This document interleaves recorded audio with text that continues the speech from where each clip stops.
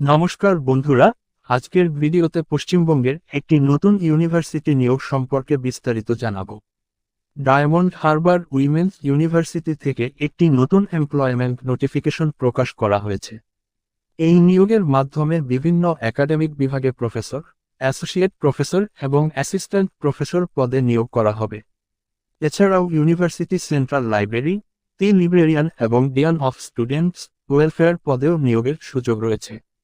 এই নিয়োগে বিভিন্ন বিষয়ের বিভাগের শূন্যপদ রয়েছে, যেমন mathematics, history, education, Bengali, physics, geography, philosophy, zoology, Sanskrit, chemistry, woman studies এবং বোটানি বিভাগে একাধিক পদে নিয়োগ করা হবে।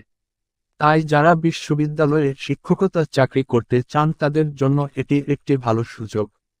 এখন যদি আমরা যোগ্যতার কথা বলি, অ্যাসিস্ট্যান্ট প্রফেসর পদের জন্য প্রার্থীদের সংশ্লিষ্ট বিষয়ে মাস্টার্স ডিগ্রিতে কমপক্ষে 55% নম্বর থাকতে হবে।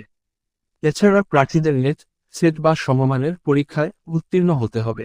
তবে যারা ইউজিসি নিয়ম অনুযায়ী পিএইচডি সম্পন্ন করেছেন তাদের ক্ষেত্রে নেট বা সেট থেকে ছাড় দেওয়া হতে পারে।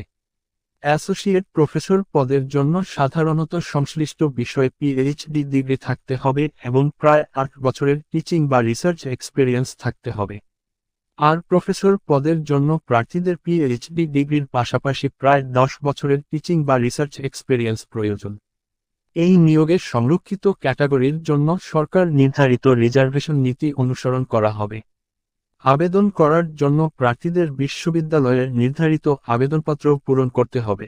অ্যাপ্লিকেশনের লাস্ট ডেট 20 এপ্রিল 2026।